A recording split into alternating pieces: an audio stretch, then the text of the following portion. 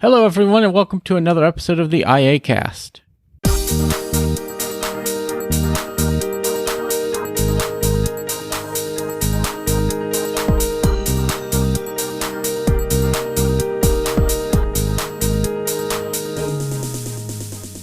All right, with me today, I have Taylor Arndt. Hello, everyone. And Jason Earls. Hello, everyone. Well, I want to start off today by saying, we've gotten another person to convert over to the Mac. If you notice, Taylor is on her Mac and looks better than she does on her Lenovo. So talk about the transition and what prompted that and what's going on. Oh, boy. All right. So this is a long story. So we're going to make it short, at least short enough to where it won't take up this whole episode. Basically, what went on was I had a problem in which I needed both operating systems, meaning Mac and Windows, at the same time. And I didn't want to take both of my computers because, obviously, if you can see my space around me, you see that I have a very small apartment. And if you can't, well, I have a very small apartment. So I don't really have room for two computers on the desk, let alone if I go in person somewhere or travel, I don't want to have to take two systems. So I had this Mac that I just got back from Apple after a logic board failure.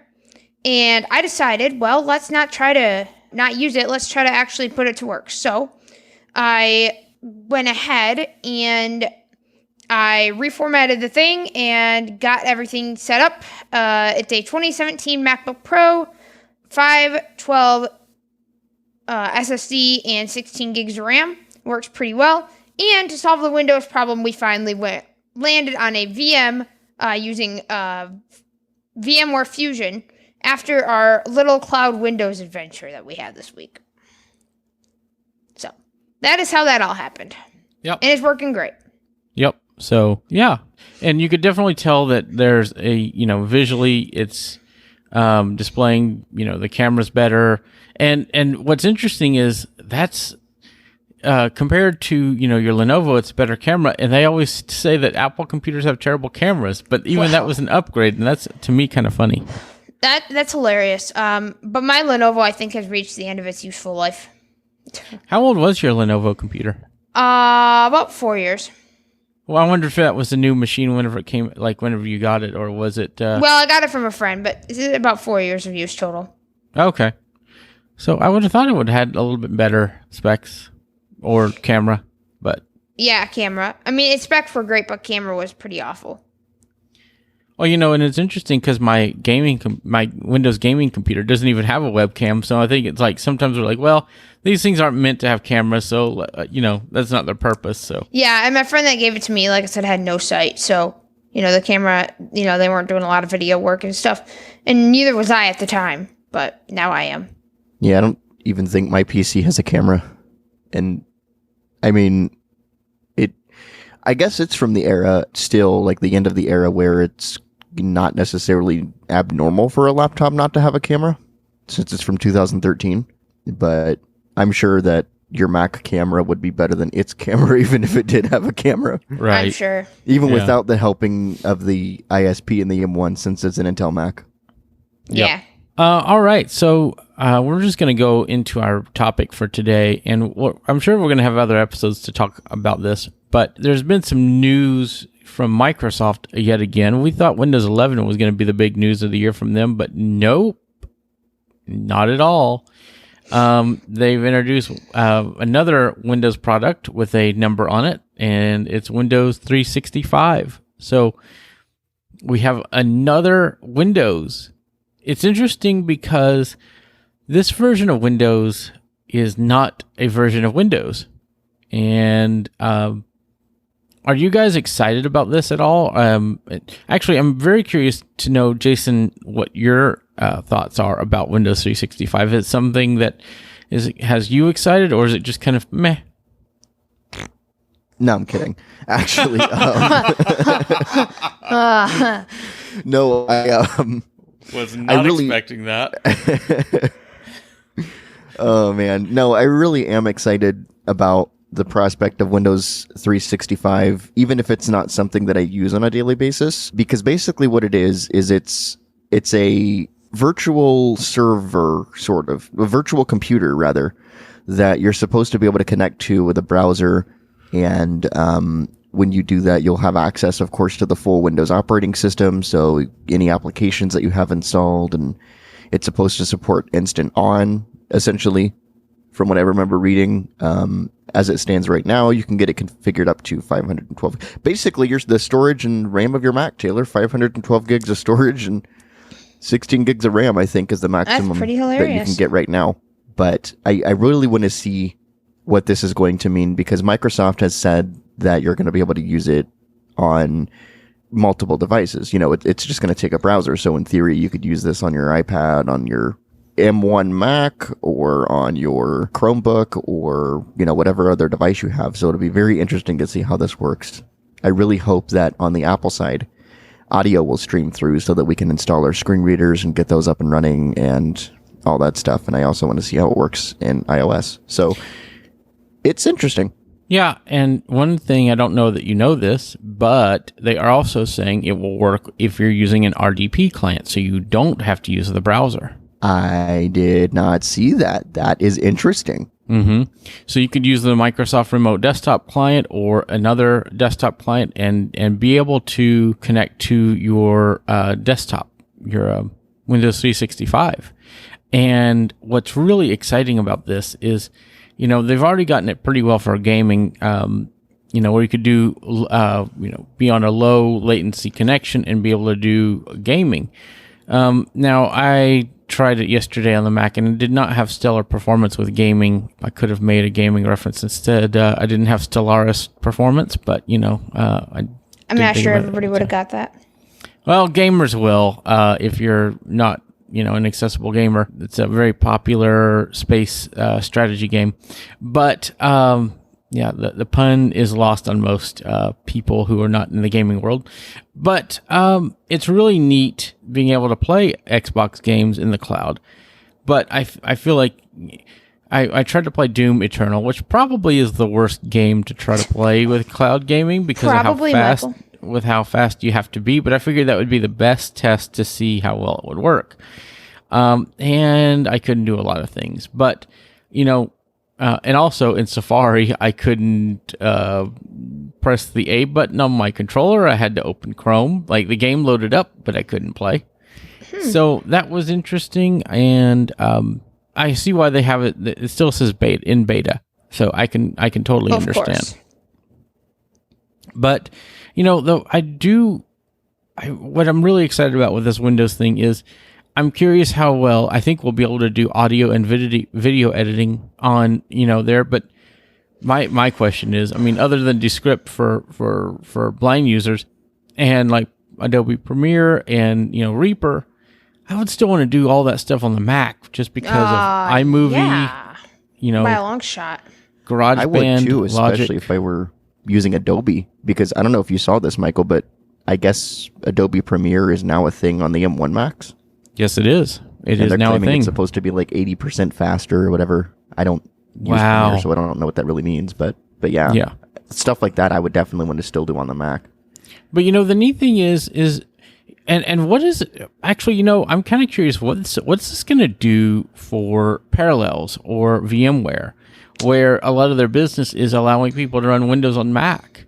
You know, Microsoft's going to make a lot more money because it's going to be like a minimum of $31 a month plus your Office subscription, which you do need, folks. You will need a Microsoft 365 subscription and to pay for this. But I'm curious what this is going to mean for the virtualization market, because now there's almost no need to. Well, Right. I think it really depends, because with a virtual machine, you pay the price once, although I guess there's a subscription model. There is, yeah. VMware Fusion. But I mean, if you don't do it like that, you know, you own the software and you have your operating system, you can just use it, and you don't need an Office subscription. You don't need anything other than maybe your VMware subscription or whatever. If you're And a subscribed to Windows it. key. Yeah, well, yeah, but that's what I'm saying. Like, you have your Windows key, you have your operating system loaded on your machine as a virtual machine, and unless you're subscribed to, you know, VMware Fusion, you're done as far as paying out on a monthly basis. So I guess it really depends on how you are looking to approach using Windows on your non-Windows system. Well, I guess you could technically use it on a Windows system too and have access to a secondary device, but a secondary PC. But I guess what I'm saying is it really just depends, I think, on how. I think I don't think it's going to really affect VMware and other programs like it as much as it could, because I still feel like a market would exist for, people who want to just have it and use it whenever they need, not have to pay for it each month. Right. And also, Windows 365 is not available for consumers at this point, meaning that you have to be a business, office, or enterprise, or whatever office user or subscriber. So that's the other thing, too, is I think a lot of the individual consumers will still follow the VMs until Office 365 and Windows 365 are, until they can get those subscriptions and pay for it as a consumer. I don't think, Well, they are also saying that there is a plan to make a consumer version of this. There is, but I'm saying at this point in time. Right. At this point in time, I don't think, and I think that they're going to probably look into doing, the consumer version probably by next year. So, this is still within that transitionary period from Intel to Apple Silicon. So I think that, when the consumer version, I think people would pay $15 a month for Windows. I think it would really On a Mac? depend if they don't have something like VMware Fusion installed already, or, some other service. Yeah, I could totally see it, especially if the performance is comparable to a virtual machine. It'll be better. Oh, it'll be better, because if you look at my virtual machine specs, I think you can beat that pretty easily.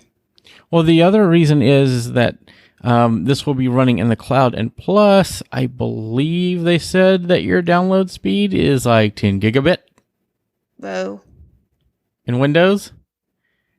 Whoa. Yeah.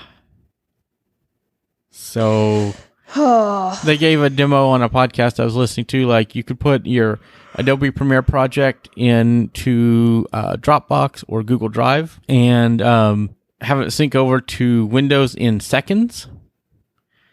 Whereas, if you had to do that on your, from one computer to another, it would be about, slower.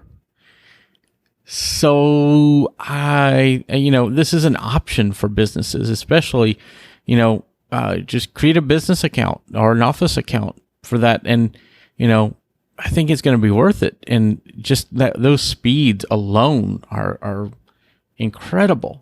And I'm just excited to see what this is going to allow us to do. And, as a software developer, you could run your Windows workflows on there, and you get, Microsoft is responsible for keeping it secure. So That's good. the other thing that's different about this, though, is it's based off of they're not making anything new, guys. Did y'all know that? This Yeah, is I did. This is Oh, yeah. not new. Oh, yeah.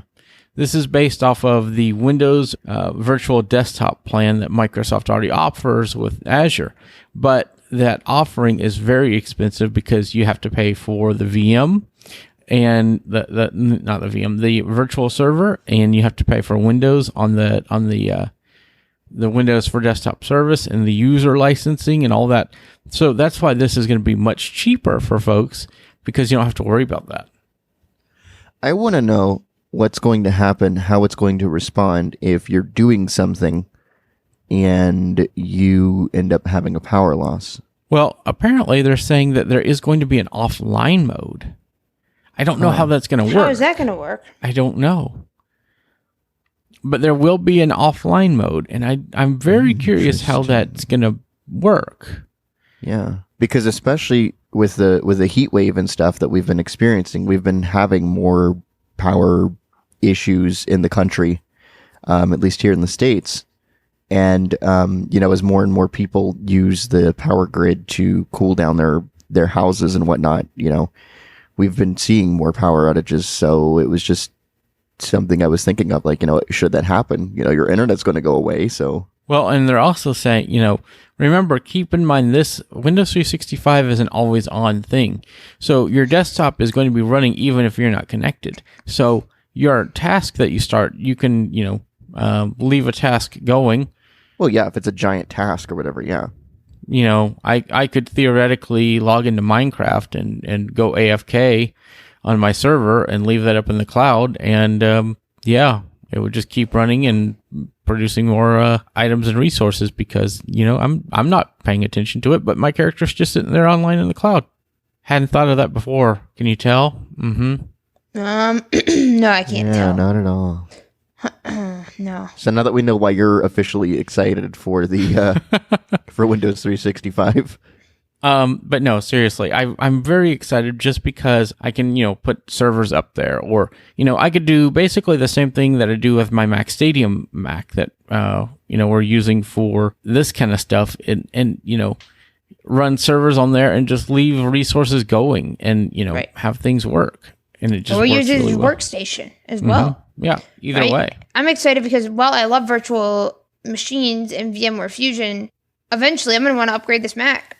And VMware Fusion, unfortunately, is not on M1 Macs. While I could use Parallels, Parallels has decided that it's not accessible. So, I'd rather do Windows 365, plus there'll be faster download speeds and all that stuff. That way I can get the best performance out of my Mac. But again, I am curious how this is going to work. I will probably use RDP, right? Because I could just use the remote desktop protocol by Microsoft. And then I can theoretically get speech and all that fun stuff. So I'm pretty excited for it. Yes, it can be expensive, but I think for the right people and the right type of jobs, right? I think it could be a very good option, especially if you are doing accessibility testing, for example, or other things related to that where you need both operating systems on a daily basis. I think that this could be a really good option for us. Well, and also, Taylor, because using Windows 365, especially, in your case, is going to put less stress on your computer's resources than a virtual machine would. So, of course, it's also going to translate into longer battery life because you're not doing as much. Yes, and that is what I'm really looking forward to, because when I go in person, I don't want to have to bring my charger, especially if I'm going to an hour and a half class. I don't want to have to bring my charger. Well, the other thing that's really nice is, too, one thing that most people don't keep in mind, this is not taking up your RAM. That's one thing. Nope. But the other more important thing is you're not taking up your computer's hard drive space with a VM. Because let me tell you, my hard drive space, I've got a lot of it. I mean, not like a terabyte, but, I've got enough of it, but yeah. And the other thing is I'm not taking up my crazy, unpredictable bandwidth for tasks that, could have been done in a better way. Example, Descript rendering. Although it didn't happen on my Mac, but still. The point is that I can have a very fast server in the cloud that I can be able to do my daily work on for Windows, and then have my Mac and then kind of do what I'm doing here, right, on my Mac, but then having the Windows available for doing Windows things. So right. I'm very excited for it. Right. And, I kind of was wondering when Microsoft would go this route anyway, because Microsoft is a software company. They're not a hardware company. I think that, they're going to make some serious money off this. And they had, they've already showed commercials and different things where they've had organizations that didn't have good internet. There was on the official announcement, they talked about how a Canadian organization was using this with their satellite internet connections to allow for people to connect using, very basic computers, and they wouldn't have to have a computer set up custom and shipped in and all these other things, and they could just, throw it on any machine and they're good to go. So I think it's very interesting that, we're starting to use computers in the cloud, and it's becoming not just this is the thing for enthusiasts and very advanced users, but Microsoft is going to start making this available for everyone soon. And I think that, people out there that are not as tech savvy as we are going to find that, hey, I can have a computer away from my computer, or I don't need my own hard drive space. I could get a 64 gig computer and run, Windows on the cloud. And I think that's really the direction that people are moving to. Yeah, I totally agree. especially like with this chip shortage. Wow, try that again. Chip shortage. That's a thing too, right? Because the hardware is kind of a pain right now. It's in flux, right? Because of the whole pandemic and everything. So this would, it would be like people can use their existing hardware to get access to what they need to as well, right? Because of the hardware craziness because of the COVID pandemic. Exactly. Mm-hmm. The other thing is it'll make sure that people keep their computers up to date and stay secure. Yeah. I just wonder. Thing. I just wonder, will this affect, like, what industries will this disrupt, or will it change anything? It'll make IT's job easier, that's for sure, like at companies. Right. Because I'm sure, IT already has a lot to deal with. When I worked at my other university job, do you want to know how many times IT had to deal with failed update computers or computers that got compromised or any of that stuff? A lot. I'm sure all the time. All the time. And they could be spending their time doing other things, monitoring and making sure that the infrastructure, all that stuff. But instead they have to do all these mundane tasks that either important, but if we can put them in the cloud and we can make sure, because Microsoft is professionals. Or, Microsoft, like I said, they are the professionals because obviously they made the software, they can keep it up to date really good. And that security is definitely going to help, especially with, the ransomware and all that stuff that's been going around. That's another reason as well, because they can help keep it more secure and help patch these vulnerabilities before anything bad happens to any businesses. Right. So, Jason, what would be a use case that you would use this for? I honestly am not sure yet. I mean, Descript maybe, just because Descript, which is kind of a audio editing transcription software package, I guess is a good way to describe it, right? If you want, Michael, either I or you can describe it. But you got it where you can basically edit a transcript and it will edit the actual audio, which is neat. Yep. Yeah, but you can't really edit the transcript accessibly on the Mac, so that I would probably use it for if I were to use it for anything. But like I said, I can't really think of a lot of use cases for me specifically at this time. No, we know the real reason why you would use it. What, RS Games? No, all that too, but I am not using Audacity. it for Mariani. Yeah, you could use it to play Mariani. There you go. No. Audacity? I can use Audacity pretty well on the Mac, actually. Right, but there's been times where it's been broken, right? But if you have that option for you. Well, and I wonder how bad the latency would be. I know. Yeah. Well, exactly. Like I wouldn't want to use it for conventional audio editing software because of the latency that I suspect that we are going to see. At least with Descript, though, you could edit the transcript and the latency wouldn't really matter as much. No. So, yeah, I think it's going to have its uses. What I want to know, though, is I'm really going to be very curious how much the consumer version of this is going to be, worth. And the neat thing is that anybody who's going to be stuck with Windows 10 that can't upgrade to Windows 11 can get Windows 11 by subscribing to this. Yep. Like myself. Well, although my Lenovo, again, has pretty much reached the end of its life. But, my Mac can't get Windows 11, that's for sure. So, Right. And I'm going to be curious, too, what are going to be its limitations? Because I'm sure there's going to be some. But would you, Jason, if you're doing a lot of audio stuff and you're traveling, would you pay the $31? Because that's what we're guessing the low tier would be, is $31. Would you pay that for Windows 10 in the cloud? No. Why? Because I have all the software I already need on my Mac. Yeah. And I don't think it's financially worth it for me to pay $31 as a minimum, right? Plus whatever it would cost me for however much Descript time I would need. That would get really expensive really quickly, and why do that when I have the ability to just do everything on my Mac? But that's just me. Like, right. I am not saying that Windows 365 full disclosure is a bad service. It's just not something I think it will work for my. You don't want to pay $31 to use VipMud. No. Although I think it actually costs about that much if you want to buy it outright. Buy it fully. What's that? VIP mode. I think the licenses are like $32. I think so, yeah. But, just imagine throwing JAWS up there and you get, your license of JAWS on one computer on as many machines as you want. Exactly. Sure, Freedom Scientific won't like that. But. Or the...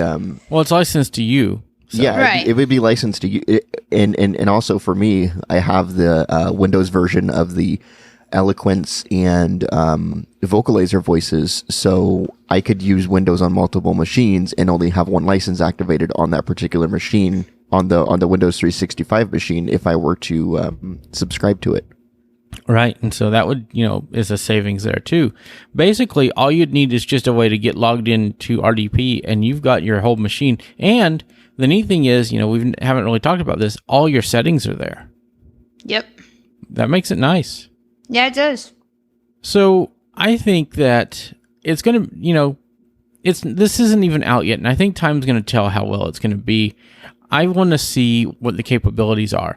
And I do kind of wish that you could share, pay a certain amount and share, have multiple users, but I know that they need to make their money somehow, right? Well, yeah, and honestly, it'd be nice to share it, right? But the point is also as well that have somebody, have it user provisioned and user, that way, people are able to,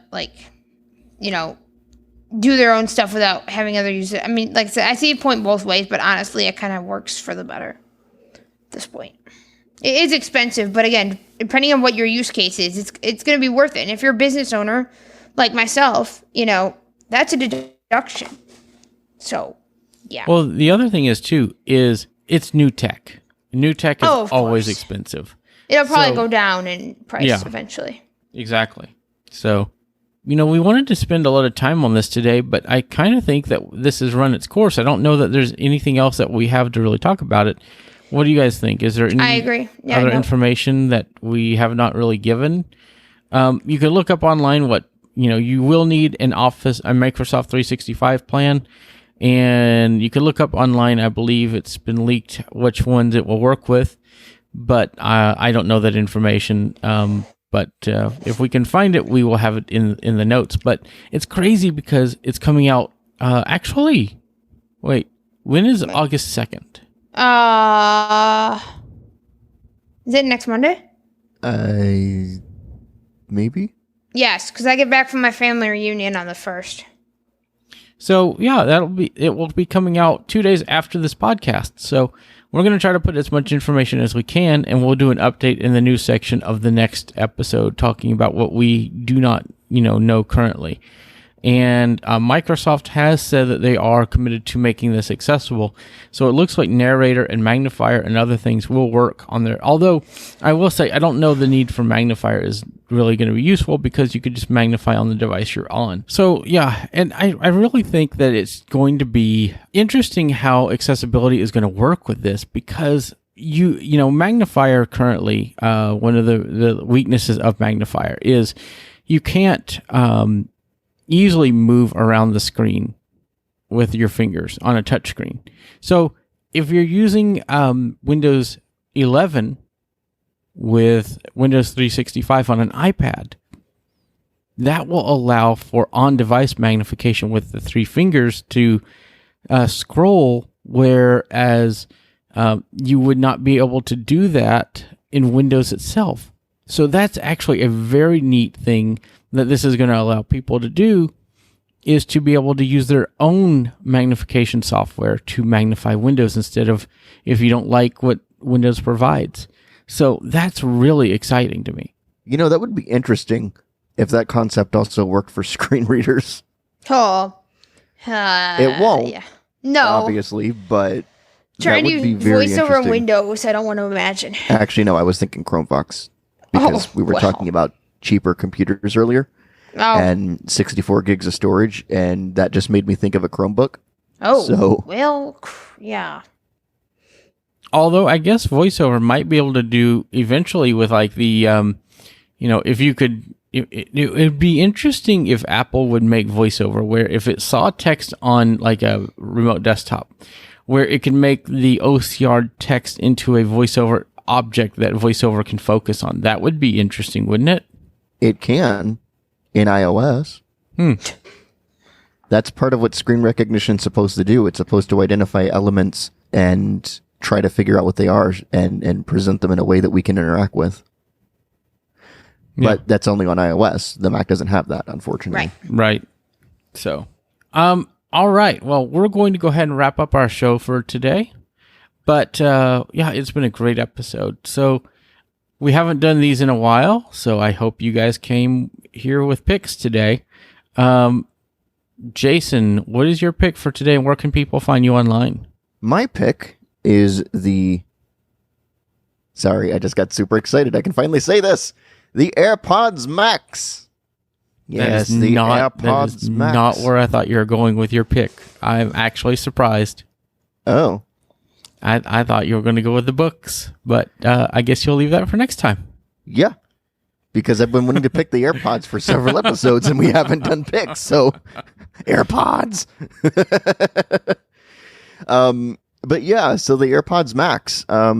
I am officially in love with these things. They sound amazing. They are very comfortable. The transparency mode is awesome. I'm actually using it right now. I got them with the lightning cable, of course, like I had mentioned earlier, pre-show. So I'm using the... apparently Taylor's not excited by the AirPods Max. That's fine. I will be excited I'm excited. for Sorry. you. I'm sorry. I'm very tired today, y'all. I will be... If you haven't seen my face. But I do want AirPods Max. Yawn as much as you want. I do want AirPods Max. But, you know. Oh, man. Sorry. No, that's funny. No, yeah. And I think I have a but- sore throat, but anyways. Okay, Right. move on. But yeah, so, I mean, they, like I said, they sound really good. The transparency mode is very natural. I can kind of hear a bit of a mid-range sound through the transparency, so it doesn't quite sound like my ears are not covered, but it is very close. And the noise cancellation is just amazing. It's actually better, unsurprisingly, than the Solo Pros, which the AirPods Max kind of sound very acoustically similar to. I was a little bit surprised. To the Solo Pros, music on the Solo Pros, music on the AirPods Max, they're not far away from each other. See, I feel like the Max has a little bit better sound. I think they do, but they're still much closer to each other than you might think they would be. Yeah, I agree. From what I remember. But yeah, so AirPods Max, $549 from Apple, or whenever they go on sale again, like on Amazon or some places. I think one time they were like $89 off or something like that. So definitely a bit pricey, but they definitely do what they are meant to do very well. So, yep. And as far as where people can find me online, you can find me producing content for iAccessibility. You can email me at jason@iaccessibility.net. You can also follow me on Twitter at JDE, that's Juliet Delta Echo 91. And if you happen to see me on Clubhouse, which admittedly is quite rare these days, feel free to say hi. All right. And Taylor, what's your pick for this week, and where can people find you online? Well, considering we've had all these crazy things happen this week, and obviously it's, reviving some existing tech, right? Because yesterday I also revived my AirPods, which I never thought made it home from North Carolina. Last time I traveled, I'm like, oh, I found them in my backpack. That's nice. But in terms of the pick, I'm going to say Descript, because while it's not accessible on the Mac, and that's very unfortunate, it literally helped me edit my first video for my WordPress course, which you guys are going to have to learn about coming soon, because I'm not going to watch more IAcast to find out about it. But I was able to edit the first episode of that using Descript, and it sounds really great. And you can get rid of all your filler words. With a press of a button. With the press of a button, yeah. And it sounds really awesome. So I want it to be accessible on Mac. But I think that, it's usable in Windows. It's just if my VM, whatever, not being laggy. But see, that's where Windows 365, again, can probably help with this problem. So I think the first day Windows 365 comes out, I'm going to get it. As where people can find me online, you can find me all over the web. Taylor iAccess.com is my new awesome company website that we just launched, so check that out for my company, Taylor's Accessibility Services. You may also find me producing content for iAccessibility. I am also on Twitter, Taylor_Arndt22, and you can find me on Clubhouse, although I'm not on there as much as I used to just because I am kind of busy, but I will pop on from time to time. And you can find me all over the web just by typing my name or my company. All right. So I don't think I have picked this, but I am going to pick my new microphone that I'm talking to you on that I need a pop filter for. So saith the podcast quality assurance person. But I am on the Audio-Technica ATR 2100X, and it happened. It's kind of funny how this happened. So I was talking on Discord with a few folks, and I was talking to Demasi, who is on the DM show with Michael Babcock, who has been on here. And I said, you know what? It would be really neat if there was a microphone that was a USB-C mic. And they said, well, there is. And they told me about the ATR 2100X from Audio-Technica. And Michael B said, I happen to have one. You want to buy it from me? I said, sure. And I've been loving this thing because it's so portable. I could put it in a desk drawer. I could hook it up to my computer. I don't have to worry about a mixer or a big, huge microphone like the Yeti. And this thing just sounds great. I love it. I just need to get a pop filter for it. And it just makes things nice. And so that is my pick for this week. It's about $100 microphone. So it is pretty sweet. And I even hook up my headphones to it so I have a monitor. I don't have to use Audio Hijack or anything else for that reason. And I love it. It's great.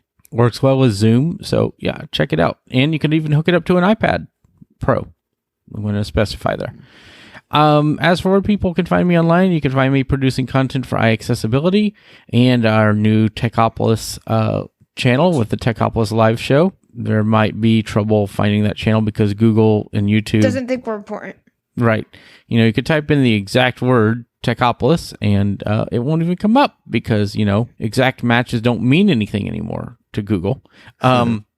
So yeah, check, we'll put a link to that channel in the show notes. So please subscribe and, also subscribe to this one though, too. That's kind of important as well. So, iAccessibility is, we have our channel here. We're live streaming this right now and we'll also, be all over the web. But, yeah, you can find me on Twitter as Mike Dowies. You can find me on, the Techopolis live show. You can find me on Facebook as Michael Dowies. I'm on Clubhouse as Michael Dowies. You can email me at Mike Dowies. That's MikeDoise at iAccessibility.net. And I'm sure there's another bunch of email addresses. If you just pick one, I'm sure you could get me. Yeah. So that's going to do it for this episode. I want to thank everybody for being here, listening live and on our podcast. And we will be back in 2 weeks for another episode. So thanks again, everybody. Thanks for being here on the stream. Thanks, Taylor and Jason. And we'll see you next time. All right. Bye guys. Bye, everyone. This show has been brought to you by the IACast Network. We love hearing from you. Email us at feedback@iAccessibility.net. Got Twitter? Follow us at iAccessibility1. Facebook? Search for iAccessibility. Download our free apps for iOS and Android and keep up with all of our content at iAccessibility.net. If you'd like to donate to our show, hit the PayPal button on our website and get early access to our outtakes with a donation at patreon.com/iacast. Thanks for listening.